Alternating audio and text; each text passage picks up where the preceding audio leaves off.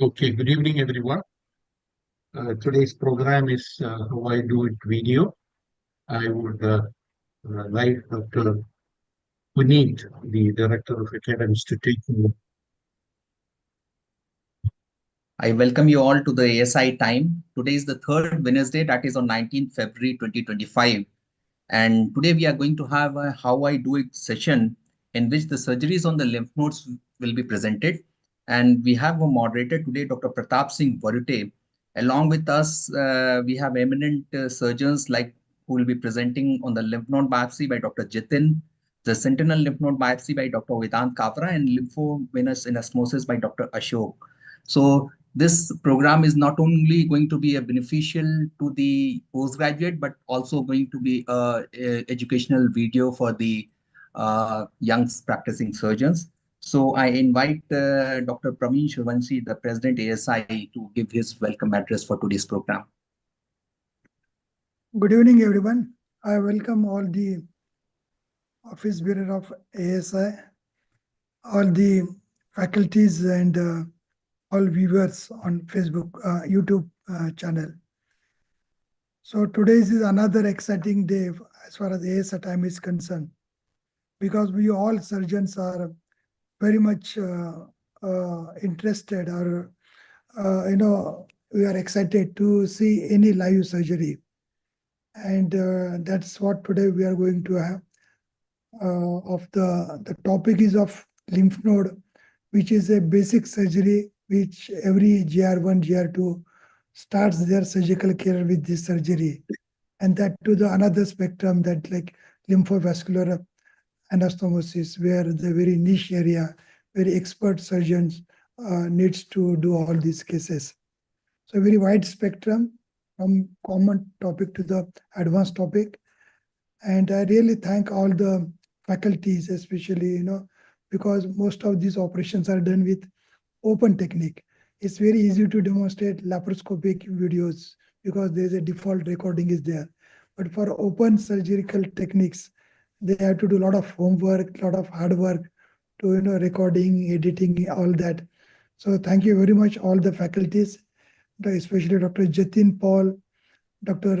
Dilip Mudle, and Dr. Ashok BC for participating and showing your surgical videos. And none other than Dr. Pratap Varute for moderating these very important sessions. So I again thanks all the team of academics, Dr. Director, Dr. Puneet, Advisor Dr. Santosh, and all his team member for selecting this topic and these faculties for this session. So I welcome you all once again, and I request Puneet to take over. Thank you very much, sir. Before we proceed, I must announce there's a change. The topic which has been allotted to Dr. Dilip Mundle because of some unknown reason, he is not able to join. So Dr. Vedant Kabra is today presenting about the sentinel lymph node biopsy. So we are going to proceed with further. I request Dr. Muthu Pandian, Vice President ASI, sir, to give his comment. Good evening, all of you. Really, this is a good topic for discussion. I thank the Academic Council, Dr. Puneet, Dr. Santosh sir, and all the members for the wonderful selection of this topic. It is a much needed topic. Basic principles like which node to be selected for biopsy, why whole node should be taken, why crushing clamp should not be applied while taking biopsy. Like that, the finer details, I think the experts will give a light on this. I'm happy that then our national leader, Dr. Pratap, is going to moderate the session. I'm all the more happy. Once again, my hearty congratulations to all the team members. I wish this program a success. Thank you. Thank you, sir, for your comments. And today's session will be moderated by Dr. Pratap Varute. He is a professor of surgery in D.Y. Patil Medical College, Kolhapur. He was the president of Maharashtra State Chapter ASI and the Dynamics Honorary Secretary of ASI. He worked there as a Dynamic Secretary of ASI. So I request Dr. Pratap Varute to go ahead with the session and invite the speakers along with them. You are going to introduce the speaker also before they present their videos. Thank you, sir. Thank you very much, Director Academic Council, Dr. Puneet, for those kind words. At the outset, on behalf of the entire panel, I must thank the office bearers of ASI, President ASI, Dr. Praveen Suryavanshi, Vice President, Dr. Murudha Pandyan, immediate past President, Dr. Prabol Neogi, Honorary Secretary, Dr. Gaddi Diwakar, Honorary Treasurer, Dr. Madhumita Mukhopadhyay, Director Academic Council, Dr. Puneet, and the Chief Architect of this ASI Academics for all these years, Advisor to ASI AC, past President ASI, Dr. Santosh John Abraham, sir. We feel extremely honored and privileged to participate in this prestigious ASI time, which is being religiously conducted on every Wednesday of the week, of the month. On first Wednesday, we have webinars. On the second, we have NACPs. And on third, we have How I Do It video session. And on fourth Wednesday, we have lateral talks.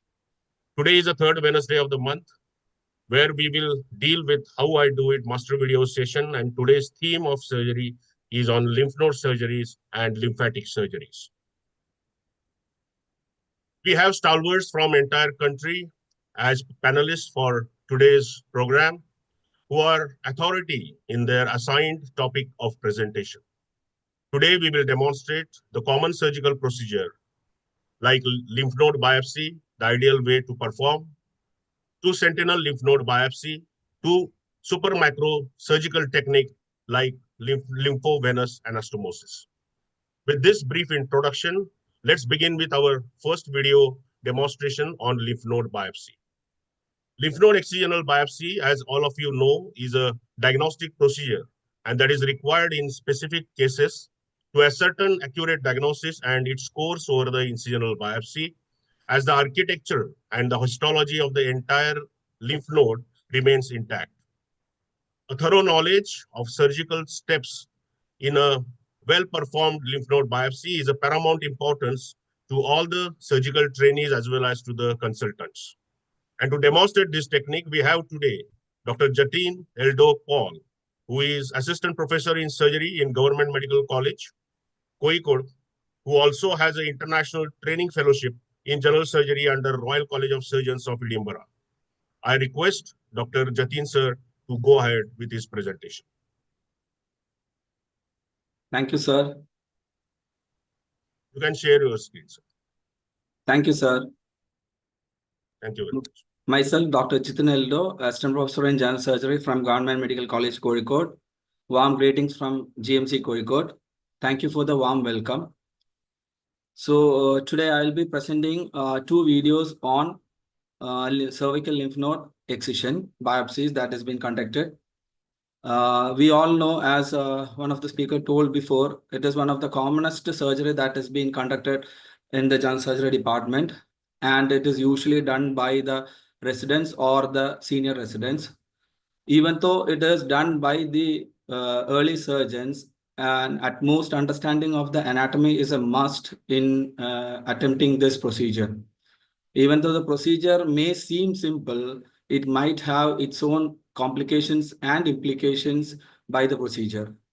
So now straight away going into the video.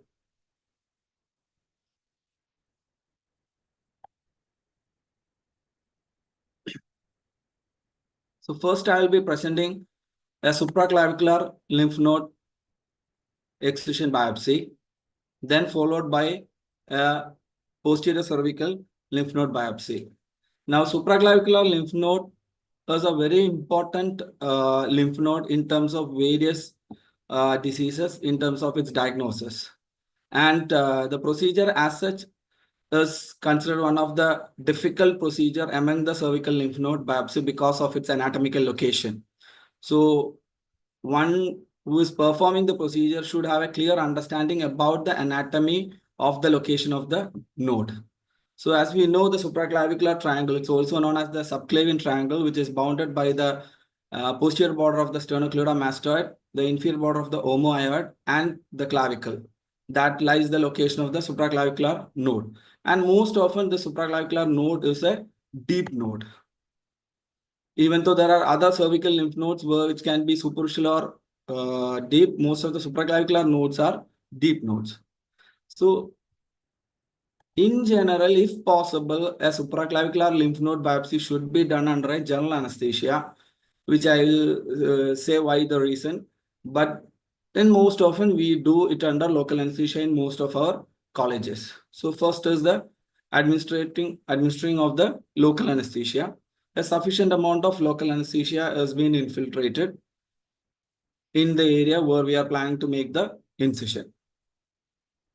And care has to be taken to avoid any superficial vessels while administering the local anesthetic.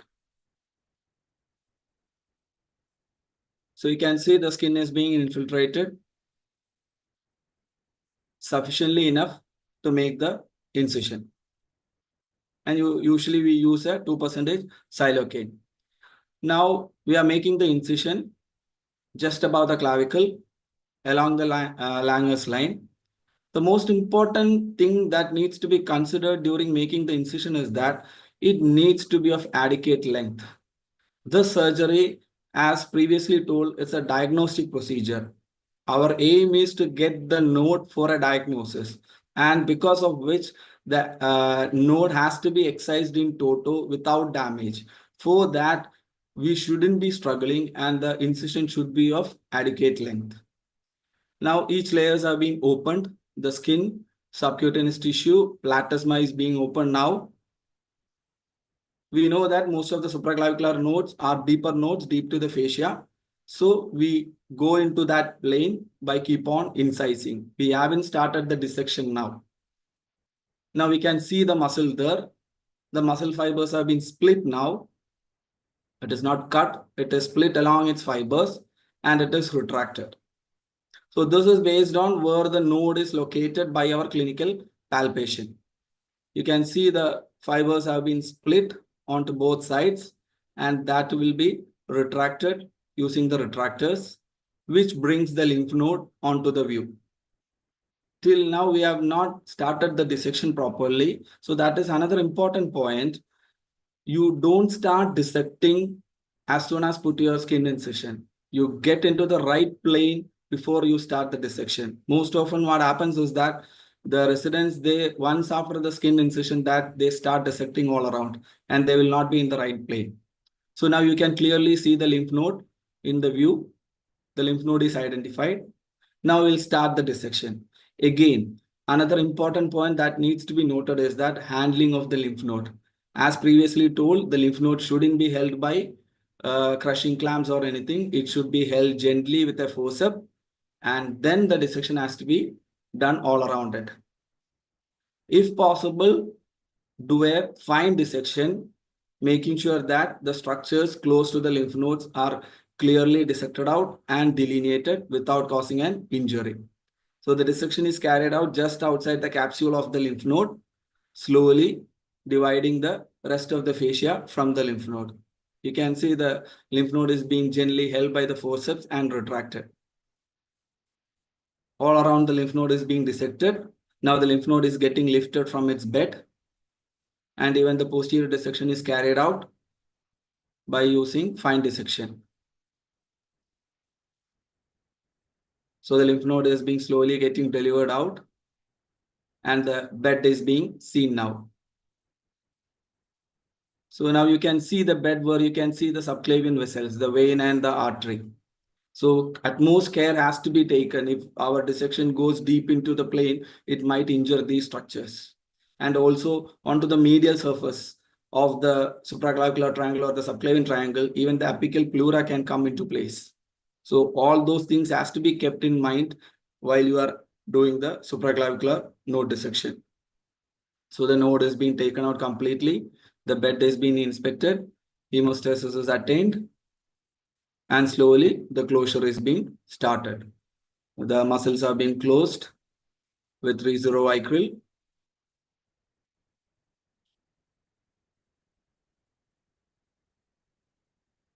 So the important point is that understanding the anatomy of the location of the node where you are attempting the excision. There are structures, neck being a very important area. There are important structures very close proximal to the lymph node, which has to be carefully dissected, preserved,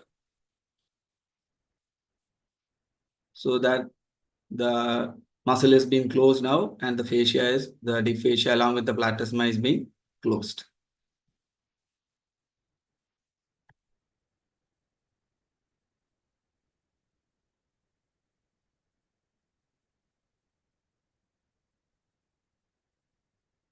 So we'll go to the next video now.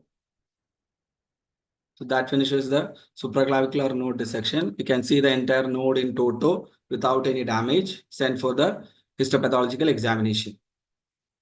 Now we'll go to the next video, which is a lymph node biopsy from the posterior triangle. Now, coming to the posterior triangle, one advantage is that sometimes or many times most of the nodes in the posterior triangle are superficial. You will feel on palpation it is very close to the skin, and you will be able to delineate that very clearly. And most often it will be in the subcutaneous plane. The node will be present and it will be easy to identify. But still, even then, there are structures which needs to be taken care of. So the node can be seen. It is visible. So the patient is being positioned, painted and draped. Now this case, there was a bit of inflammation in the node and the surgery was a bit difficult. There might be element of lymphadenitis while we are attempting the biopsy. So again, the local anesthesia is being infiltrated by taking care not to injure the superficial vein. And slowly, again, as I told earlier, the incision has to be of sufficient length. Don't compromise on the incision. Most often, the residents feel that they need to do it with a small incision. Never make an adequate incision so that they are able to do the procedure comfortably. So the incision is made and it is deepened.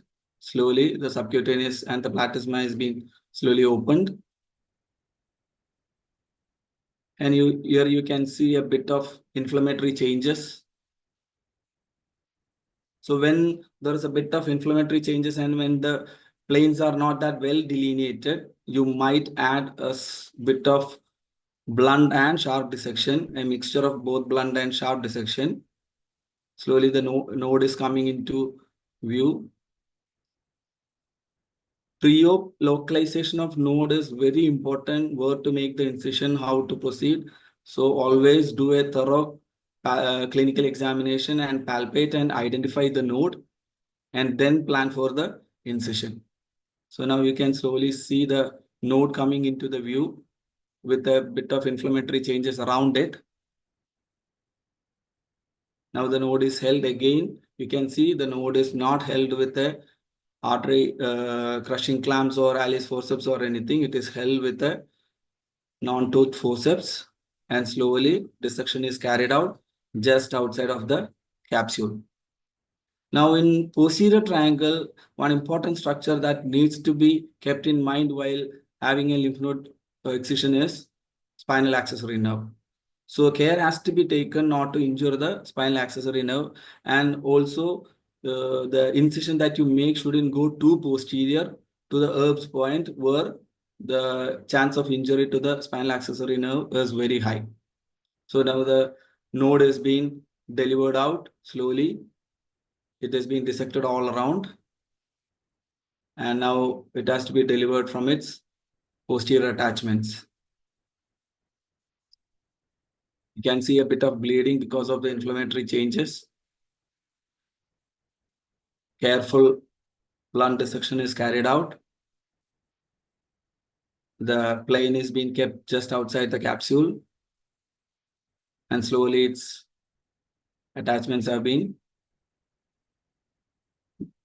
excised. So the lymph node is slowly getting delivered from its bed. The fatty tissue around it is slowly dissected.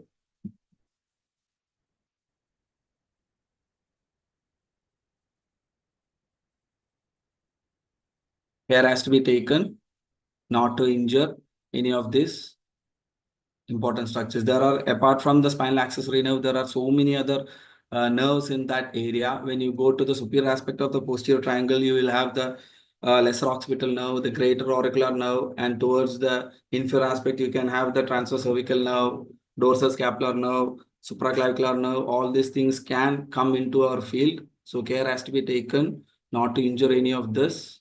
Dissection has to be kept as close to the capsule of the lymph node. And slowly, now you can see the lymph node is being slowly being delivered out.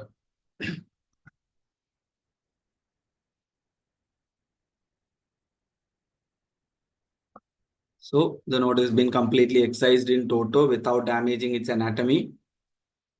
So these are the suture material that we have used, vical to close the deeper layers, and skin has been closed by Rithlon. Thank you all. Thank you for the patient watching. Thank you, sir. Thank you very much, Jatin sir, for that wonderful demonstration. Question answers we will take at the end of all the three presentations. Now we move on to the second video demonstration of how to do a sentinel lymph node biopsy.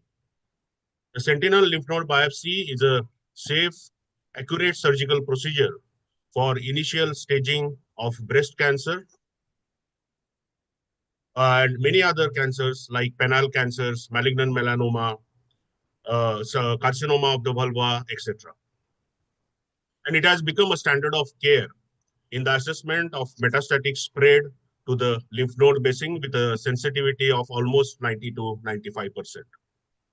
Sentinel lymph node biopsy is indicated for staging patients with early T1, T2 invasive breast cancers, and it continues to support the trend in breast surgery, in which surgeon provides less surgery while maintaining a standard of care that minimizes breast cancer morbidity.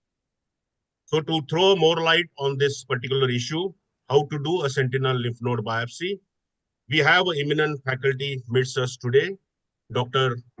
Vedant Kabra, who is a Principal Director of Surgical Oncology, Fortis Memorial Research Institute, Gurgaon, who did his surgical oncology training in Tata Memorial Hospital, Mumbai from 2009 to 2003, and did his fellowship in National Cancer Center, Singapore.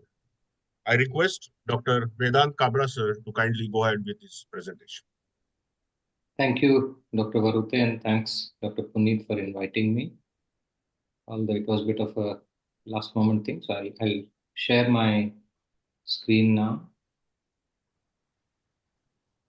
I hope my slides are visible. Yes, sir. Go ahead. So I'll be sharing a video of sentinel lymph node biopsy in breast conservation surgery. It can be done for mastectomy as well, and I'll talk about it in my slides. So as you said rightly, Dr. Varute, it is usually used for T1, T2, N0 invasive cancers. Even for T3 N0 invasive cancers, we must ensure that this is N0 not only clinically but radiologically also by ultrasound, and that is the right modality for finding the abnormal nodes. If there is any palpable node or abnormal node on radiology, we should confirm it by ultrasound guided FNAC or biopsy, whichever is feasible. It should also be used in DCIS patients, that is ductal carcinoma in situ, who require mastectomy, because some of them would be upgraded to invasive cancer on the final histology, and then after doing mastectomy, doing a sentinel node biopsy becomes nearly impossible, although it can still be done, but the sensitivity or the identification rate of sentinel node goes down significantly. So for all mastectomies for DCIS, we should do it. And those DCIS which have very high chance of invasion, although we haven't found it in preoperative core biopsy, but if the mass is large or it is a very well palpable 3-4 centimeter mass, more than 5 centimeter, very high chance that it will already harbor invasive cancer, and we should do a sentinel lymph node biopsy in such patients. Now, the role for sentinel lymph node biopsy has also come in post-neoadjuvant therapy patients, those who were pre-chemo N0, and some of the selected patients who were N1 pre-chemo and have converted to N0 after chemo. There are certain special situations like pregnancy. People would tend to think that any radioactive thing is not safe in pregnancy, but actually the reverse is true. Radiocolloid is safe for fetus in the dose that is used, and it can safely be used. On the other hand, isosulfan glue should not be used during pregnancy. Multicentric disease, again, we can use sentinel node biopsy, not a problem. In cases of previous breast or axillary surgery or recurrent cancer breast, also we can use it, but we must always use lymphoscintigraphy because the lymphatic pathways are modified in cases where previous surgeries have been done. Otherwise, routine lymphoscintigraphy is not needed. There are certain contraindications like inflammatory breast cancer, T4 disease, and already proven N1 disease preoperatively. Usually what we use is a dual tracer, which is a technetium 99 labeled sulfur colloid and one of the blue dyes. Isosulfan blue, patent blue is not easily available in India, so we use methylene blue, and which is used by most of the centers in India. There are certain other methods like indocyanine green or Sentimag. I have some experience with ICG, but no experience with Sentimag. There have been trials which have shown that Sentimag technique is equivalent to the technetium 99 labeled sulfur colloid as far as identification and false negative rates are concerned. The injection site could be dermal or subdermal. It could be peritumoral or subareolar. It does not make a difference. We can inject it either peritumorally or subareolary, dermally or subdermally. The only precaution is when we are using methylene blue, we should not inject it intradermal because it will cause skin necrosis. So for mastectomy patients, it's okay because the skin is going to be removed. But for breast conservation, please do not inject it intradermally if you are using methylene blue. Usually, there are two types of technetium 99 sulfur colloid.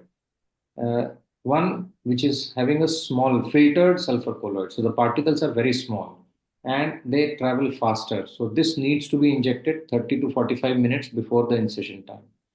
However, sometimes we have a challenge because it is first case of the day and we don't have nuclear medicine people early in the morning.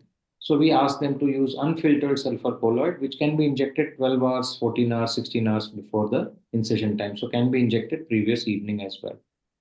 Blue dye 1 to 3 ml 5 minutes before the incision. So after the patient is induced and draped, then we inject methylene blue. And as I said, it should not be injected intradermally. We must counsel the patient that there is going to be some skin staining and urine discoloration for a couple of days. So urine becomes slightly greenish, not blue, but greenish. So what is a sentinel node? Any node which is hot or blue or both. Hot means on gamma probe, you find that there is radioactivity. Blue is blue colored. Any enlarged node is also a sentinel node. Typically, we remove around 1 to 3 nodes. Up to 6 nodes can be called as sentinel nodes. If you find that hot and blue and enlarged nodes are more than 6, then that technique, strictly speaking, cannot be called as sentinel lymph node biopsy. What is a hot node? The hot node is the hottest node by absolute count on the gamma probe, and I'll show that during the video.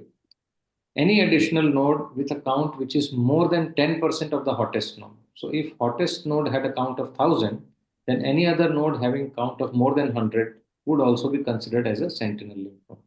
And it should be ex vivo count. So after removal, you count on the node and then you go and residual in vivo count to be seen. So once you have removed the node, you count it and then go inside the axilla and count again.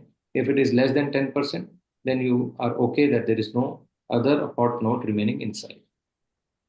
In mastectomy, while raising the flap, we can see the blue lymphatics which are identified and traced towards the axilla. We can open the clavipectoral fascia at the lateral border of pectoralis major and minor, and then continue to trace the blue lymphatic towards the node. So those who do not have nuclear medicine department should not be disheartened because only blue dye can also be used very comfortably to identify the lymph node. And gamma probe is used to guide the location of the node if you are using dual dye technique. So this patient has had a mastectomy. This is just a photograph, and you can see there is a bluish dye injected here, greenish blue dye, and there is a long lymphatic going and then curving towards the Babcock which is there, and 2 artery forceps are pointing towards a lymph node. The next picture will make it a little more clear because this has been dissected. The lymphatic has been dissected. It actually divided into 2 sides and then 2 blue nodes were very nicely identified. So It's not always that they divide, but usually it leads to one lymph node. This time we got two. We usually do frozen section assessment, and then later on paraffin section is also done. And it is done because if the node is positive, then we would go ahead with dissection at the same time and avoid another surgery for the patient. And for Indian patients, accepting another surgery becomes a bit difficult. However, there are certain situations where we can avoid even in presence of positive node, and we'll talk about it possibly in question answer session. In Western countries, they're using only paraffin section.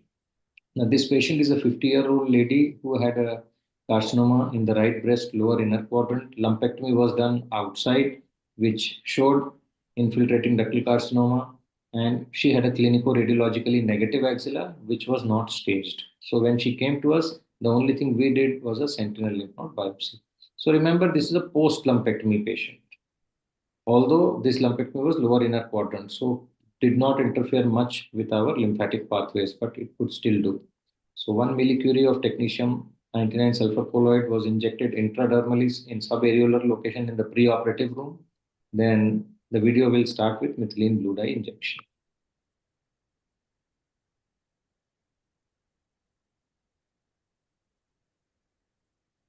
That's the patient. You can see the scar of lumpectomy, which was done outside, nicely healed, a little bit of inflammation. Now you can see the count around 6,000 at the subareolar location. I'm injecting the blue dye just at the periareolar location. I'm taking a gauze piece, and through that the needle is passed because I don't want any spillage of the dye. Inject around 1 cc only, I don't inject more. And before I withdraw the needle, I make a suction so that there is no spillage. And then whatever is there, I clean it. Then there is axillary massage, which is given so that the lymphatics open up a bit.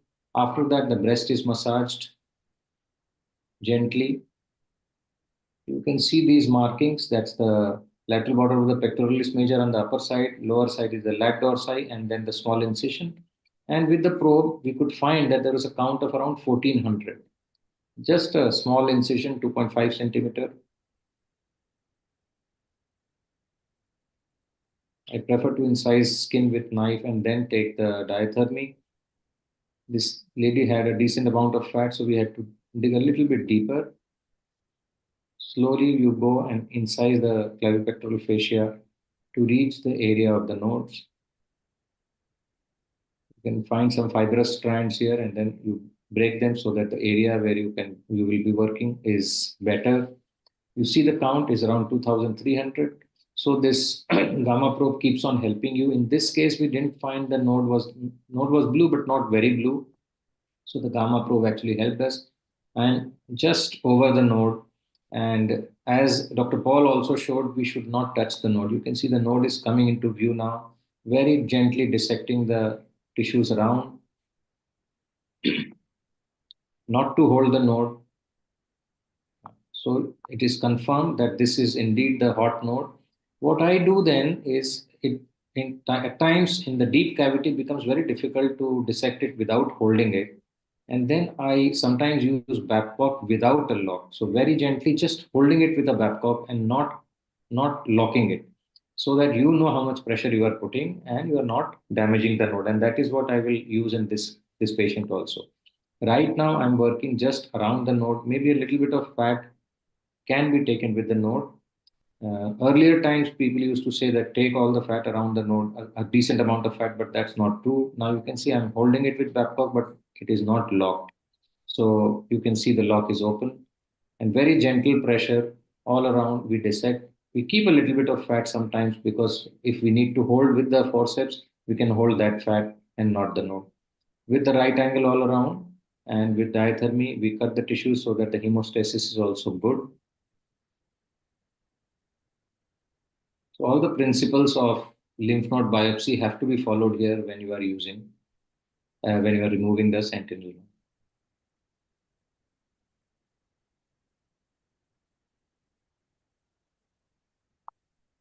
It's almost done. The last bit is remaining.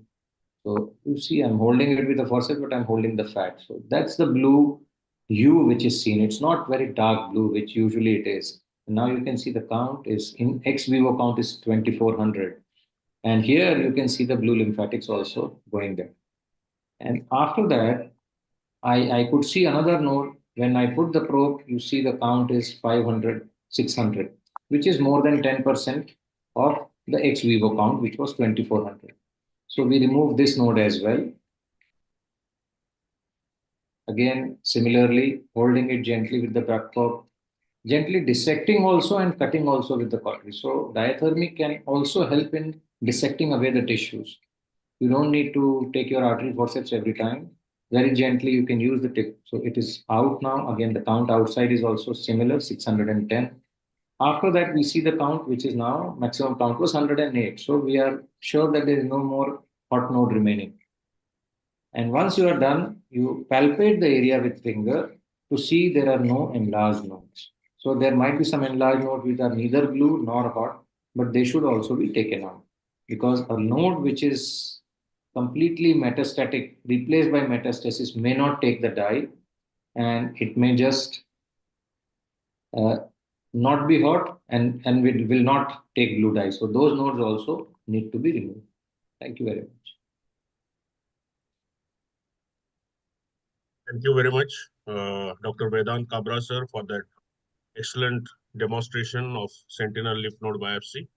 I'm sure it must have cleared all the doubts in the minds of the viewers regarding how to perform appropriate sentinel lymph node biopsy, as well as in even in limited settings. So now we move on to our third and the last video demonstration of the day, that is lymphovenous anastomosis. Lymphedema is a major complication because of lymphatic obliteration by infection, surgery, trauma, or post-radiation.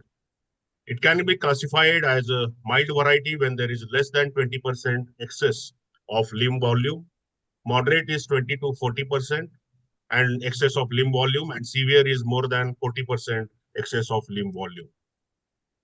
Conservatively, we generally treat these mild to moderate varieties with graduated elastic compression garments or manual lymphatic drainage procedures. But recently, to address this issue, a physiological surgical procedure, that is lymphovenous anastomosis, that is LVA, has emerged as a boon for the patients suffering from lymphedema. But it requires proficient microsurgeon with extensive skills and expertise in this microsurgical techniques. Today, we are extremely fortunate to have one of such national faculty with us to demonstrate an ideal technique of performing lymphovenous anastomosis, Dr. Ashok BC from Bengaluru. Dr. Ashok sir is a head of plastic, reconstructive and aesthetic surgery, member Medical Advisory Board, Aster Hospitals, Bengaluru. Sir was also honorary secretary of the Association of Breast Surgeons of India and has done fellowships in breast, microsurgery, and lymphedema surgery. I request Dr. Ashok sir to go ahead with its presentation. Thank you so much. At the onset, let me thank the Advisory Council of ASI for the invite. And can you see my screen? Yes, sir. Okay. Today I'm going to talk about lymphovenous anastomosis. As Dr. Pratap rightly said, it is a physiological procedure we do either to prevent lymphedema or to treat an established case of lymphedema in certain cases. As I go through these slides and video, we'll come to each of the indications for these. As we said, LVA is nothing but connecting a vein to the lymphatic by doing microanastomosis using a high magnification and very minute sutures. Now, whenever there is lymph node dissections, complete lymph node dissections, or even sometimes whenever you do a sentinel node, if that sentinel node is also the sentinel node for the limb, there is a significant risk of developing lymphedema. And it is said that in axilla, in breast, if you do ALND, there is 30 to 40% risk of lymphedema. And even with SLMB, there is 5 to 6% of them develop some amount of lymphedema. The others, why they don't develop is there are some lymphatics called Mascagni lymphatics which bypass the axillary lymph nodes, go directly from the arm to the supraclavicular region, and that's why it gets just skipped. Now, you can do these procedures either in axilla or in groin. Both are possible. And most of the time, this is involved in breast cancer. Now, lymphovenous anastomosis can be primary. That is when axillary or lymph nodes are dissected immediately at the site. If you do lymphovenous anastomosis, it's called primary. A delayed is couple of weeks after the lymph node dissection. Before the lymphedema sets in, you'd go and do another LVA. It's called a delayed primary. And secondary is when you do as a curative procedure for an established case of grade 1 or grade 2 lymphedemas. Let me talk about the lympha first. A lympha is nothing but a primary LVA, and this is the video of axillary node dissection, and following that we do LVA. This is how axilla looks. You have removed all levels of lymph node, and generally just below the axillary vein and the axillary vessels on the lateral area of the fat, what we see, this is where the cut lymphatics from the arms would be, and this is the collateral damage we have. We can inject ICG, and under the IR camera, we will be able to see these channels.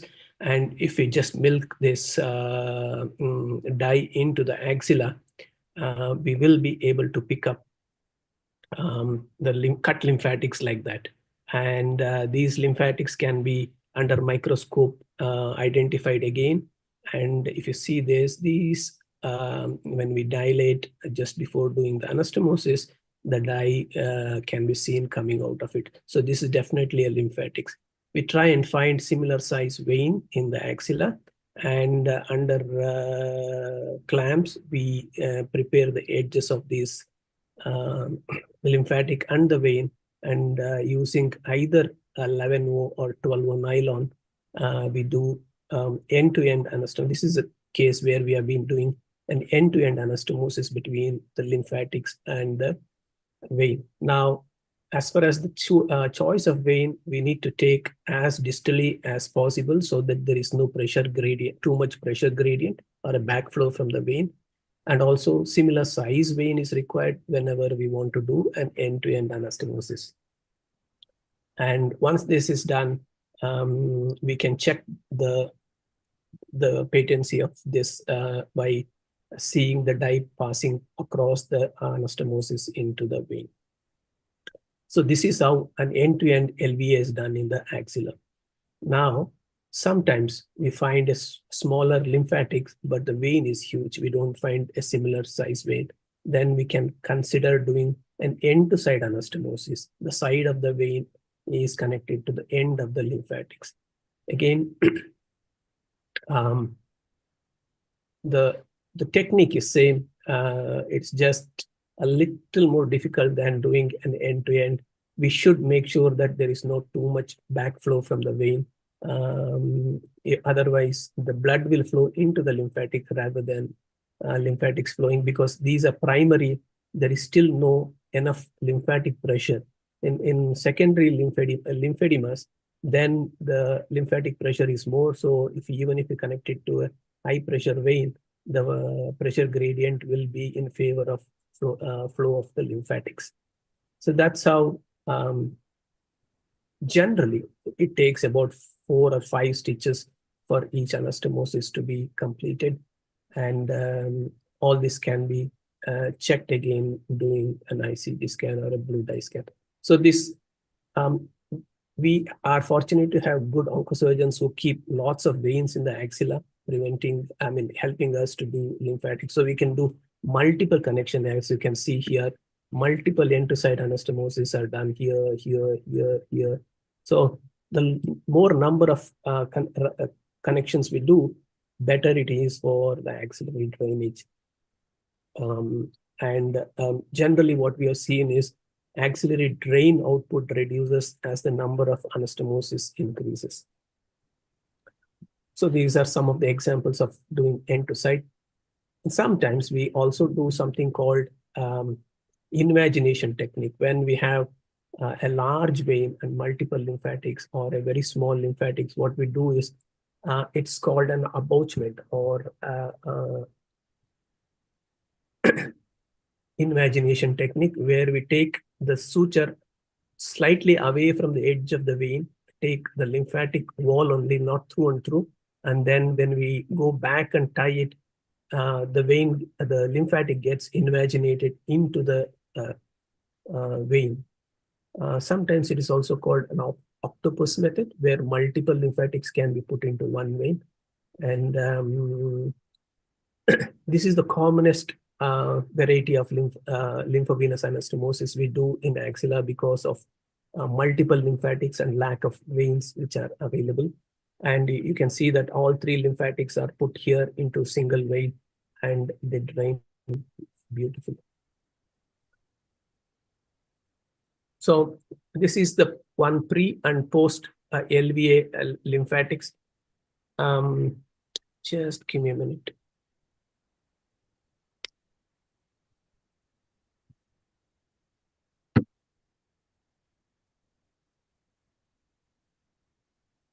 So this is how we connect end to site multiple lymphatics into the single vein. It can be done. And what we have found in our study is that the risk of lymphedema reduces to about 6 to 7% after doing the LVAs. Delayed primary is when we don't find veins, lymphatics are not found, or time constraint is there, or pressure gradients is there, then radiation, or because of radiation effects, we do delayed primary. This is done away from the axilla in the arm or in the forearm.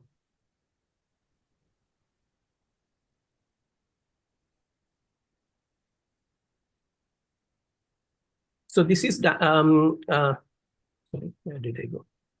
Secondary LVA is meant for established grade of lymphedema, either in grade 1 or grade 2 lymphedemas. Can you see my screen? Yes, sir. Yes, sir. Very nice. Okay. We meant for established grade 1 or grade 2 lymphedema. We first do an ICG scan and grade them. Grade 0 is linear, grade 1 is splash pattern, grade 2 is star dusting, and grade 4 is diffuse. In splash and star dusting, we will be able to do a secondary lymphedema. And I mean, LVAs, that is the algorithm we use, and this is where the secondary LVA will be useful. What we do is first we inject ICG and a little bit of methylene blue. We mark the linear channels where they are, and we find the lymphatic like that and mark veins which are close to it. And other two important ways of identifying or doing a LVA site is to use ultra high frequency ultrasound, which helps in identifying the lymphatics, which is very, very costly in our setup, but we can use an ICG method. And there are lymphosomes that have been described already. We can put standard incision in standard areas like medial side of the arm, and invariably we'll find lymphatics if we have injected methylene blue, and that can be used. And this is how we connect secondary lymphedemas.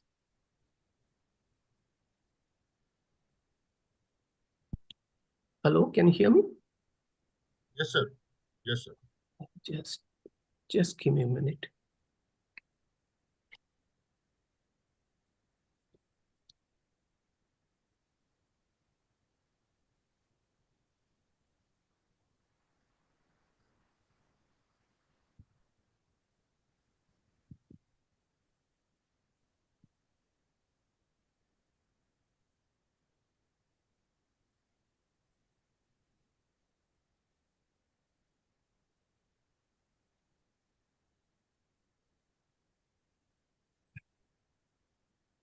Just some problem with my system. So secondary lymphedema, what we do is generally we inject under local anesthesia or general anesthesia. We make a tiny incision in the skin just under the dermis after injecting the methylene blue, we'll find the lymphatics like this, which are tortuous and dilated.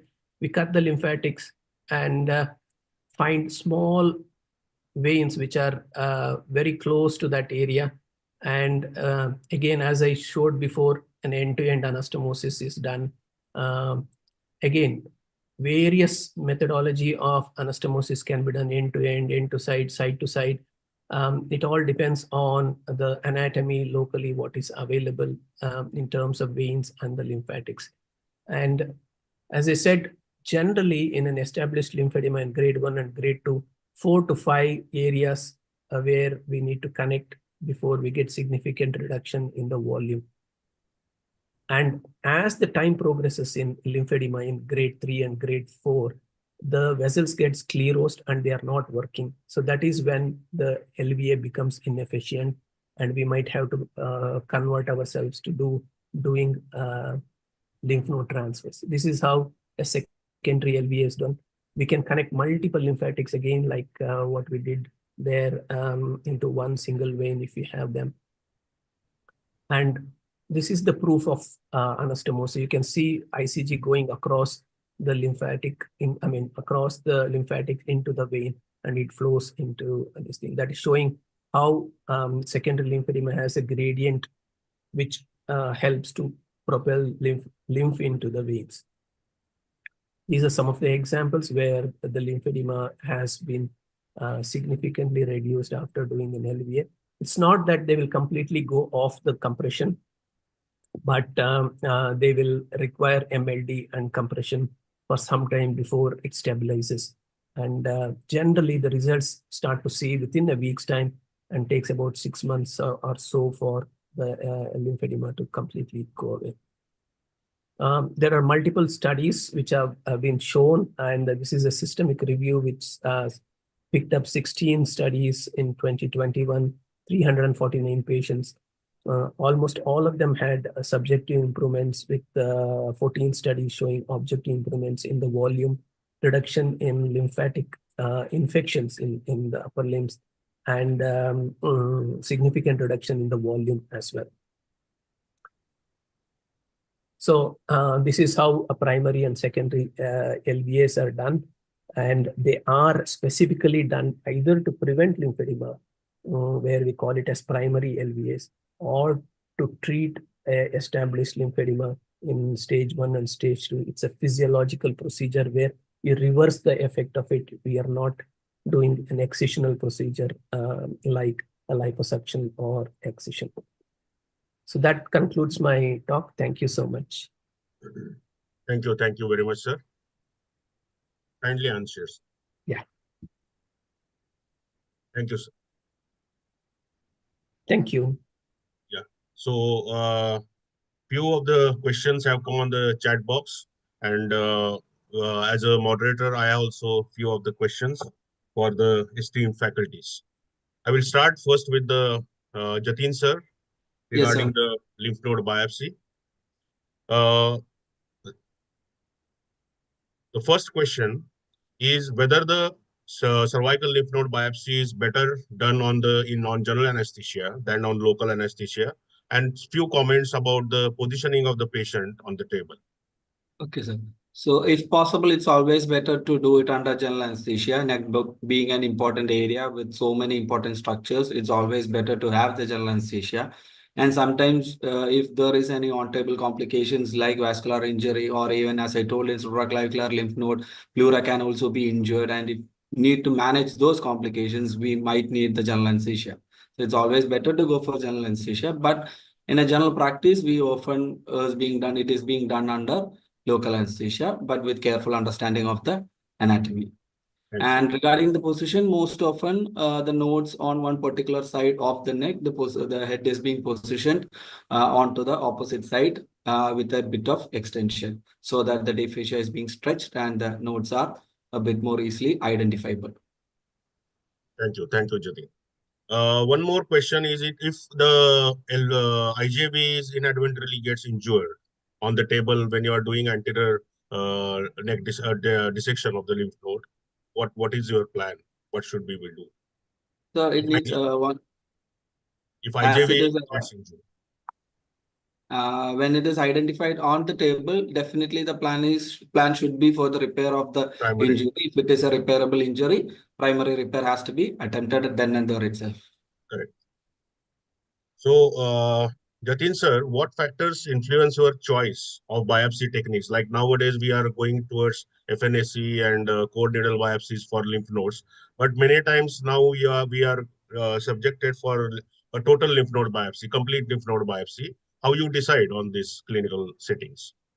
Always you can start with an FNAC for a primary information regarding the diagnosis, but most often when you want to confirm on a particular diagnosis, it's always better to go for a complete excision biopsy.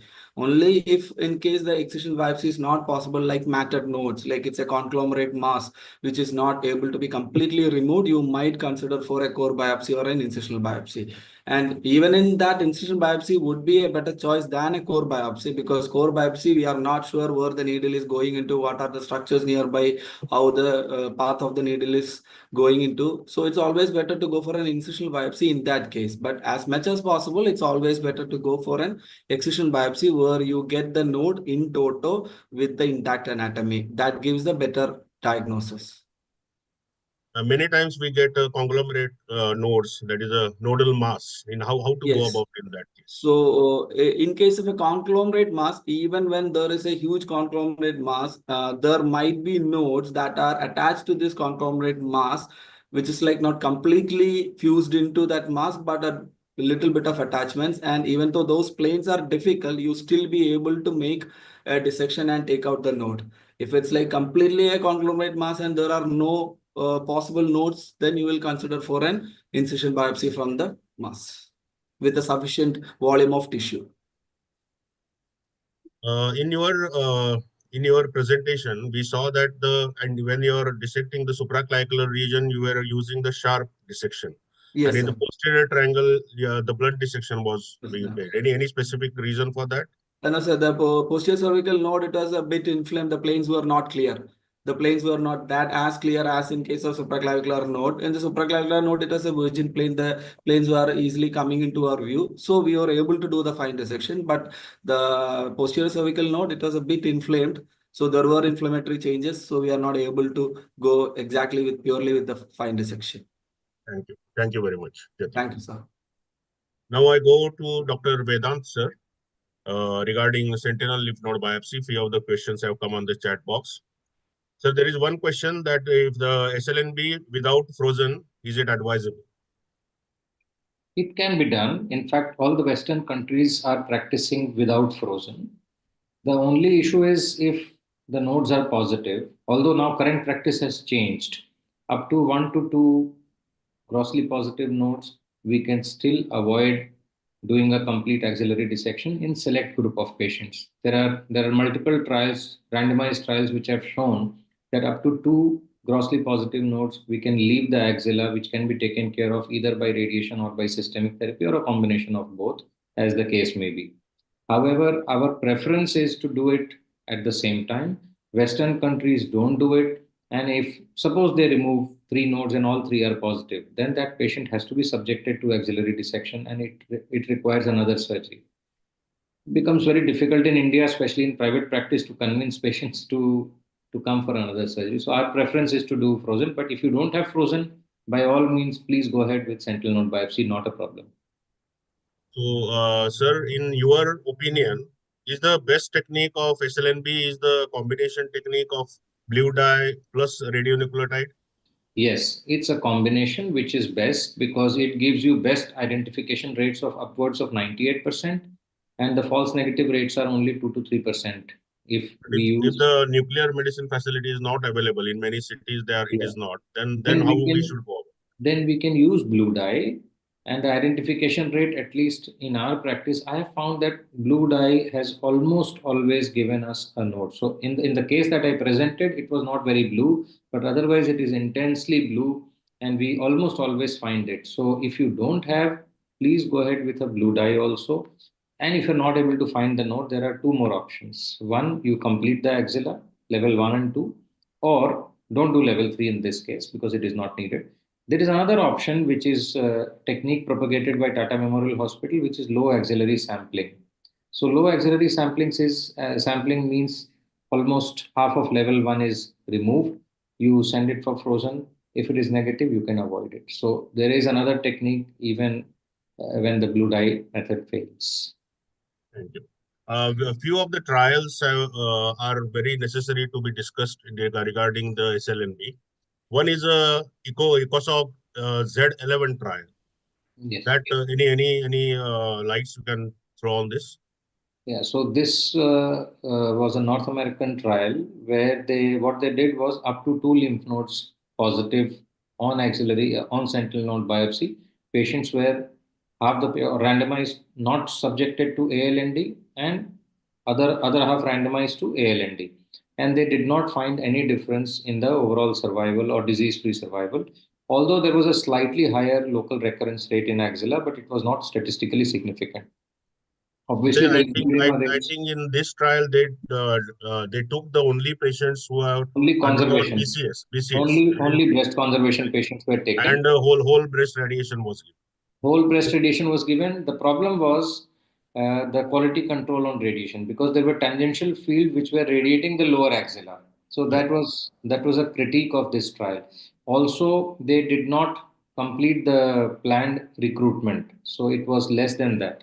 So, however, we have to be very careful, because the median tumor size of the patients in this trial was around 2 centimeters, 1.5 to 2 centimeters. And most of the time, we don't get such small tumors. So if we have the right kind of patient, we can be choosy and we can avoid ALND for such patients.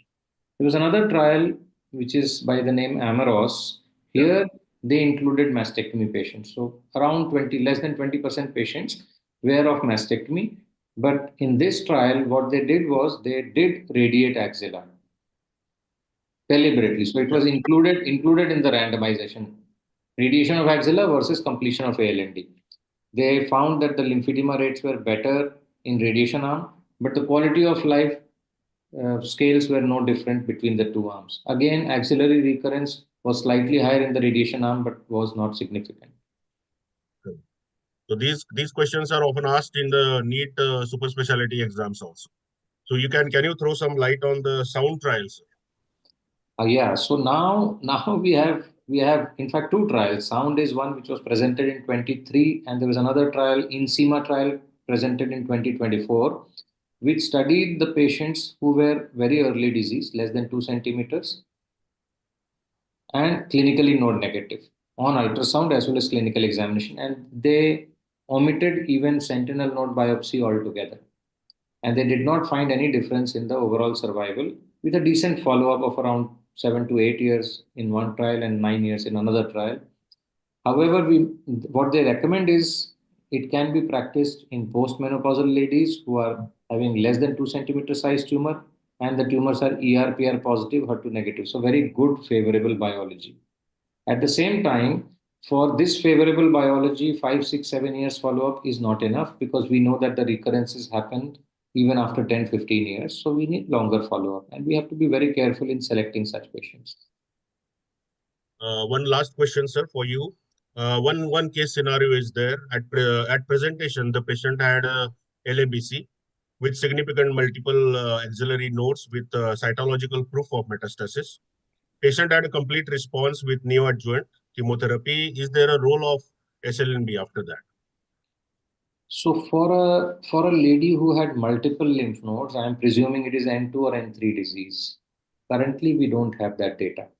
If the lady had only N1 disease, that is up to 3 nodes positive preoperatively by imaging and confirmed by FNAC, in those patients, there is data, there are trials which show that patients achieving complete clinical response, you can still subject them to sentinel node biopsy. However, we must be sure that we are using 2 agents here. Single agent will not do.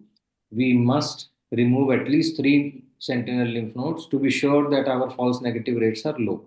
So that's one technique of doing it. There is another technique that we clip the positive node pre-chemo.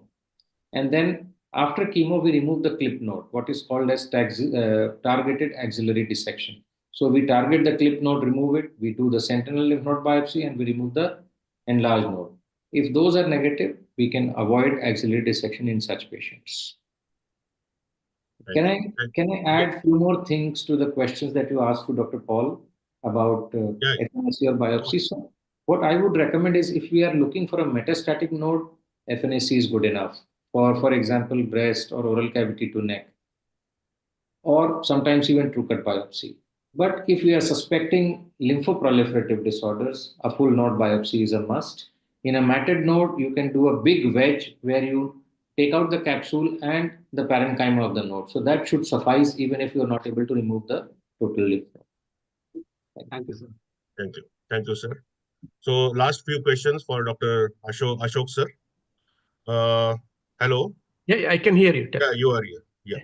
So, sir, how do you decide between the LVA and other treatments for lymphedema, like lymph node transfers and that? Those were also explained. Yeah, I explained in the talk. Grade 1 and grade 2, we do LVAs. We don't do lymph node transfers. In grade 1 and grade 2, and grade 3, we do lymph node transfer. That is the reason is, in grade 1 and grade 2, the lymphatics what we have are functioning. They have that pumping capacity. The walls are thinner and they have supple, and they pump lymph from a lower grade to the higher gradient. So that's when the LVA becomes effective. But in grade 3, they are already sclerosed and they are lead pipe like, even though function or anatomically they look like lymphatics, they are not functioning. That is when we need to put lymph nodes. So we do an ICG, we grade them into grade 0, grade 1, grade 2, grade 3, and grade 4. And then we decide in grade 1 and grade 2 LVAs are the best option for us. So when the regarding the patency of the lymphovenous anastomosis comes, whether how many years or this thing it reduces almost 50 to 40% patency, so that we have to go with the multiple anastomosis at the same time. So there are many ways to do patency test, and the best one would be lymphoscintigraphy or MR lymphangiography, because ICG is only the first 1 centimeter is what it picks up, and deeper in the axilla or in the groin it will not pick up a anastomosis patency at all. And there are lots of studies, even after 4 years they have gone and checked in the axilla by doing lymphoscintigraphy. Baccardo et al. From Italy, who was the first fellow who actually started LVAs or Lympha, basically. He has shown even after 4 years, these LVAs are working even after doing radiation. However, lots of people have reservations doing LVAs in the axilla with so much fibrosis happening and radiation being administered to the axilla. What is the long-term effects? The fact that the LVAs work and the lymphedema rates are very, very low after doing LVA is a testament to show that LVAs are patent even after many years.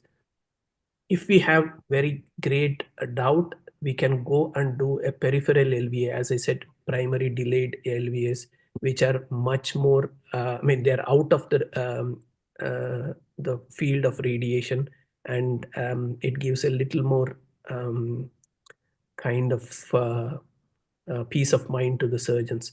But it works long term, even in the face of radiations. Thank you very much, sir. I think we have exceeded time, Dr. Puneet sir. So I hand over the proceedings to you. Thank you, Dr. Thank you all Pratap. the faculties for your kind patronage. Thank you. Thank you, sir. Thank you, Dr. Pratap. I think I should invite all the office bearer, if they have any questions, they can put it there to the speakers if they are left out. Dr. Muthupandan sir, you want to put it? Sir, yeah. This question is to Dr. Vedant sir. Our teaching here is for all cytologically proven carcinoma of breast with the multiple axillary nodes. We generally won't suggest FNAC of the node. Is it mandatory to have FNAC of the axillary nodes? So very practical question, sir. Yes, sir. We take it case by case, very honestly. Ideally, we should prove it by FNAC. But if you are very sure that the primary is also large enough and those nodes are typically metastatic looking on imaging, and you have done a PET scan, you can probably avoid it. The only caveat being tuberculosis being common in our country, we need to sometimes rule out. But you are right, in such cases where your clinical judgment suggests that it is likely to be involved, I think you can just avoid Yes. FNAC. Yes. Thank you. Thank you, sir. Any other questions there from any of the office bearer? Dr. Jatin, I think it's a very simple question I want to ask from you, that how you select out the lymph nodes there for the biopsy, because many times we get a patient with the lymphoproliferative disorders for the biopsy. So how we select out the lymph nodes for the biopsy from the cervical region? So most often we go for the largest lymph node, which is firm or hard on palpation, which is easily accessible by a surgical procedure. We go for that procedure, that node. But in case like if the supraclavicular nodes are enlarged or the draining lymph node based on what malignancy we are suspecting, and if that particular area of the nodes are involved, we go for that particular node. But among the largest one with the clinical features that are suggestive of a positive lymph node. Yeah, I want to add it here, like the axial group of lymph nodes that to be preferred if you are suspecting a lymphoproliferative disorders. However, for the tuberculosis, you can select out the nodes which are involved. So, and of course, if you are suspecting any malignancy, you can choose the draining areas there for doing a lymph node biopsy. So it's all depend upon what you are dealing with. For the lymphoproliferative disorders, what I have asked, it is mostly the axial nodes which are preferred in these patients. So we have one questions there from Dr. Ashok sir. Like, what is the maximum period after secondary lymphedema we can do lymphovenous anastomosis? Sorry, can you repeat the question? What is the maximum period, waiting period after the secondary lymphedema we can do a lymphovenous anastomosis? Okay, so it is nothing to do with the duration of the secondary lymphedema, which determines whether we can do an LVA, as secondary LVA or not. But generally speaking, as the time progresses, the sclerosing increases, and instead of the fluid being dominant, it is replaced by fibrous tissue and fat.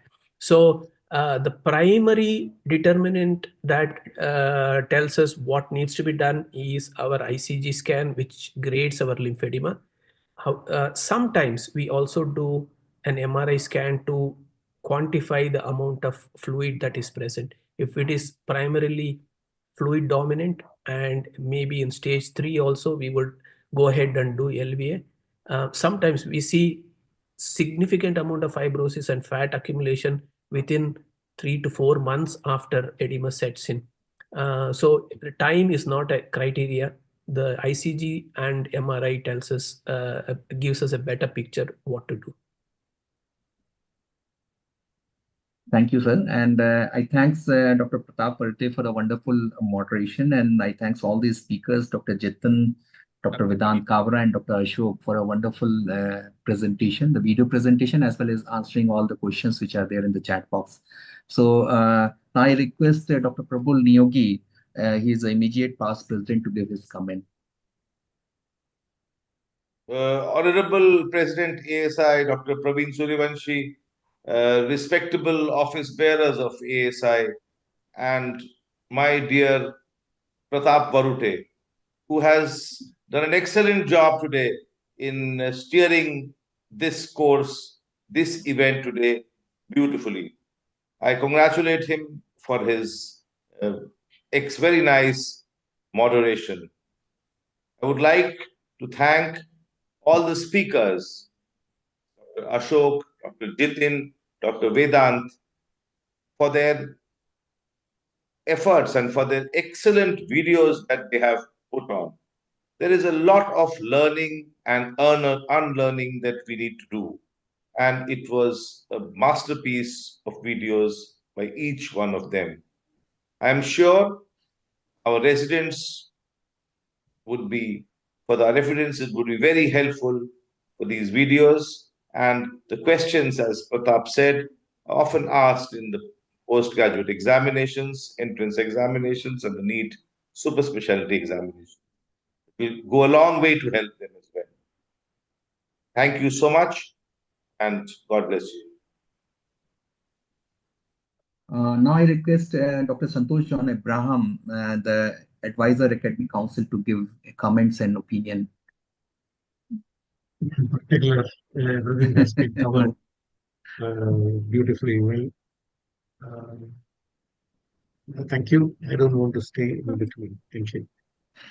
It's okay. Now I request Dr. Gadi Divakar, Honorary Secretary ASI, to give his comment. Am I audible, Dr. Praveen?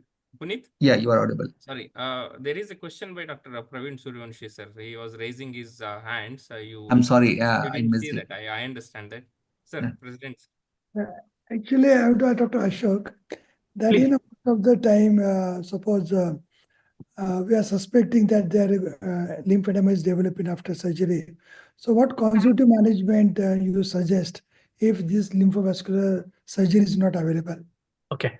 So as a preventive measure, even forget about somebody developing. Or early stages. Yeah. So all lymphedema, ALND patients who either axillary or groin lymph node dissections, what we do is we put them on a course of MLD, manual lymphatic drainage, and a compression garment regime, which is mandatory for all the patients who undergo complete node dissections. And there is a specific way of doing the MLDs for upper limb and lower limb. We teach them, and they continue to do it. And what we do is every 3 months, we do something called a volumetry analysis. We just measure the volume of the limb as compared to the other limb. If there is a difference between the two limbs is more than 10%, we do an ICG scan to see what is happening to that limb. If there are splashes, and if there are more than splash, if it is going into, say, stardusting pattern, which is this grade 2, then we suggest that they continue rigorous MLD for another 3 months. If it has not resolved, then we advise surgery for them. So every patient who has lymph node dissections will mandatorily have compression garments and MLD taught to them. And we give them a video of how to do it, just in case they forget the way how they have to do the MLD. There is a video that goes to them with the patient. Just another, very practical questions. Some, surgeon advise this oil massage to the arm after surgery. So does it really work? See, the lymph. It's been said that if you do very rigorous oil massages, you might damage the lymphatics. Lymphatic require very light massage to stimulate or activate these lymphatics to flow, because they are very thin walled and the pressure gradient is very, very, very low in them, the pressures in the lymphatics. So rigorous oil massages, use of the pressure pumps, these are all which conditions which might accelerate the deterioration of these lymphatics very quickly to become sclerosed. So it's not a good idea to do unsupervised, very high pressure massages to these limbs. Thank you so much. Yes, Dr. Gadi. Yes, sir. Good evening, all. As we conclude this How I Do It session of NSEP, I extend my heartfelt gratitude to our esteemed faculty for sharing their expertise. Today's session, as we know, has reinforced the importance of precision, innovation, and continuous learning in surgical practice.